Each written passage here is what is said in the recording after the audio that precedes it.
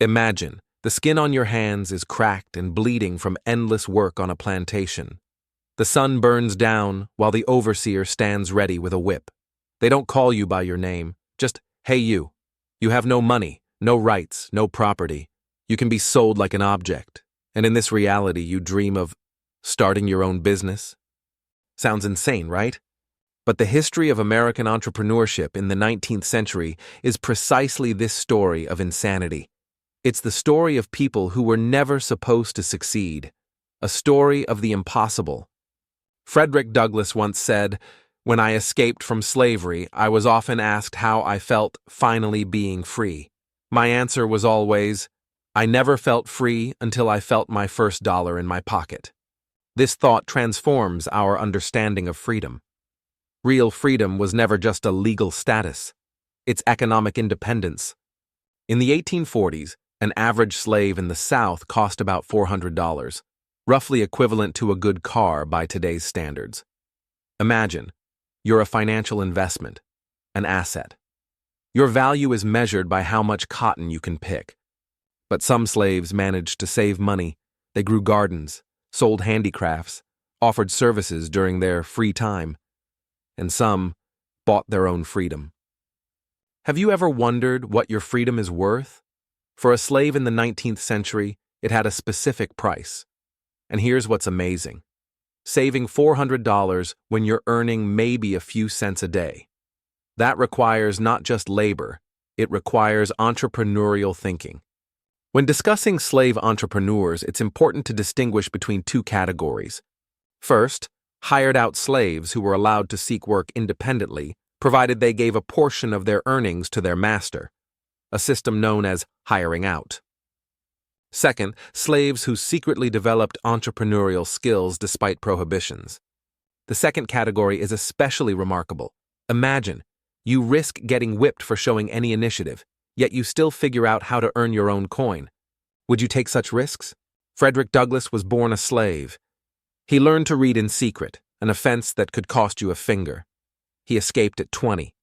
Then he used what today we'd call a personal brand to build a career. He wrote an autobiography that became a bestseller, started public speaking, founded a newspaper. All this from a man who was legally considered property. Psychologist Martin Seligman, studying the phenomenon of learned helplessness, found that people in hopeless situations often stop fighting. They become accustomed to suffering. But Douglass is the direct opposite. In conditions where any reasonable person would give up, he saw opportunities. How many times have you given up facing much smaller obstacles? Biddy Mason was born a slave and was transported to California, where slavery was officially prohibited. She fought for her freedom through the courts and won. She worked as a midwife, saving every penny. In 1866, she bought a plot of land in downtown Los Angeles for $250. Think about it. A former slave invested in real estate. That land today is in downtown Los Angeles and worth millions. In psychology, there's a concept called the paradox of freedom. When someone gains freedom after long suppression, they often don't know what to do with it. This explains why released prisoners sometimes commit crimes to return to prison. But Mason was different.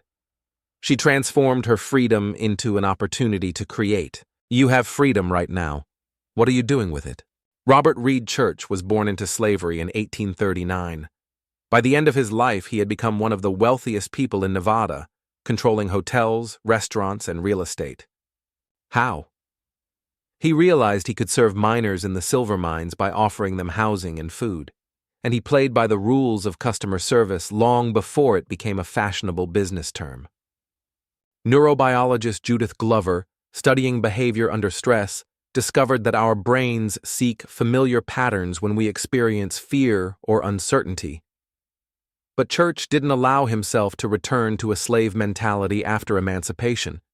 He rewired his brain to think like an owner.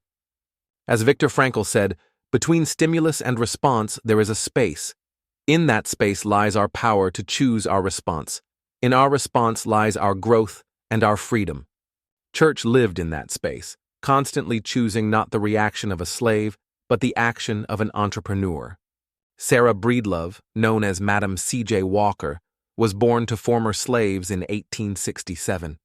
She became the first African-American female millionaire in America by creating a line of hair care products. Note: not just the first black female millionaire, but the first female millionaire in America, regardless of race. How did she achieve this? She saw a problem. African-American women struggled with hair care due to a lack of specialized products, and solved it. She didn't just create a product, she created a system, a special method of hair care, training women in this method, a network of sales agents. In modern psychology, this would be called entrepreneurial vision, the ability to see opportunities where others see only problems. What opportunities are hiding in the challenges of your life? Studying the stories of these incredible people, I've identified 5 principles that allowed them to succeed against all odds. First, reputation is currency. When you have nothing, you still have your word. Former slaves couldn't get credit, had no collateral. The only thing they had was reputation. They became known for their reliability, hard work, and honesty, and this opened doors. In our lives today, you might lose money, an apartment, a car, but your reputation stays with you. Social psychologist Robert Cialdini calls this the principle of social proof. People judge your value by how others relate to you. What reputation are you building today? Second, hyperspecialization. With limited resources, these entrepreneurs didn't try to compete in the general market. They found niches that no one was serving. Madam Walker didn't try to create universal cosmetics. She focused on the specific problem of African American women.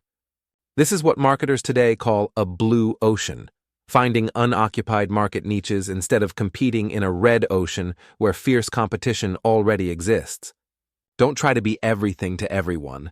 Become irreplaceable to a few. Third, the psychology of breaking through. Perhaps the hardest thing is not earning money, but changing your mindset. Psychologist Carol Dweck, studying the differences between fixed mindset and growth mindset, found that people with a fixed mindset believe their abilities and qualities are unchangeable. Former slaves needed to make a radical shift, from seeing themselves as property to seeing themselves as owners. Imagine how difficult it is to believe you deserve success when all your life you've been told you're not a person, but a thing. Are you also carrying mental slavery? Maybe it's the belief that you're not smart enough, not talented enough, not attractive enough. Fourth, the power of community. None of these entrepreneurs achieved success alone. They all relied on their communities. Madam Walker created a network of sales agents from African American women, giving them earning opportunities. In sociology, this is called social capital, a resource that emerges from relationships between people. When you lack financial capital, social capital becomes decisive. Who are you building your support network with? Fifth, strategic persistence, not just perseverance, but smart perseverance. These entrepreneurs knew when to insist and when to adapt. They worked not only hard, but smart. In modern psychology, this relates to the concept of emotional intelligence, the ability to recognize emotions, your own and others, and use this information to manage your behavior and relationships. In what situations do you show blind persistence, and where do you need to show flexibility? Here's a profound paradox. Sometimes it's precisely limitations that make us stronger. Neurobiologist Gregory Burns studied how the brain responds to constraints. It turns out that certain limitations activate those areas of the brain responsible for creativity and unconventional thinking. Former slaves couldn't act in conventional ways. They had to invent new paths. They couldn't get credit, so they created their own community funds, mutually lending to each other. They couldn't advertise in mainstream newspapers, so they created their own. What if your limitations aren't a curse but a gift? Freedom was never free. These entrepreneurs paid for their freedom not only with money, but with endless work, constant risk, and emotional trauma. Psychologists know that trauma has transgenerational impact. It's passed through generations at the level of genes and behavioral patterns. It's amazing that these people not only overcame their traumas, but transformed them into a source of strength. What price are you willing to pay for what you truly want? Most success stories of former slaves are unknown to us. They didn't make it into history textbooks. They didn't become Wall Street legends. How many such stories have been lost? How many heroes will we never know? But even the few we do know change our perception of what's possible. Psychologist Albert Bandura introduced the concept of self-efficacy, belief in one's ability to achieve goals. Stories of people like Frederick Douglass or Madam Walker increase our collective self-efficacy. They show, if they could do it under those conditions, then what can stop us? But there was also a dark side to these success stories. Many of these entrepreneurs faced constant threats.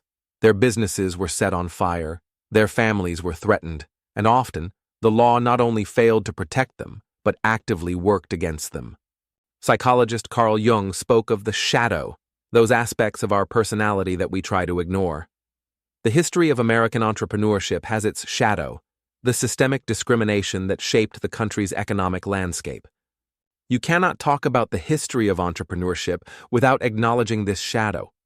How do you recognize the entrepreneur in yourself? Here are 3 signs.